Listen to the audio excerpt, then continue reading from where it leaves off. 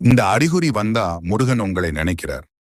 உங்கள் வாழ்க்கையில சில நேரங்கள்ல அப்படியே காரணமே இல்லாமல் சில விசித்திரமான அறிகுறிகள் தோன்றும். அது சாதாரணமா? இல்ல. அது ஒரு தெய்வீக அறிகுறி. நீங்கள் திடீரென்று மனசுல ஓம் சரவண பவா என்று சொல்ல வேண்டும் போல தோன்றுகிறதா? முருகன் படம் அல்லது வேல் எங்க பார்த்தாலும் கண்களுக்கு பட்டுக்கொண்டே இருக்கிறதா? எந்த காரணமும் இல்லாமல் உள்ளத்தில் ஒரு அமைதி மற்றும் தைரியம் வந்து சேருகிறதா?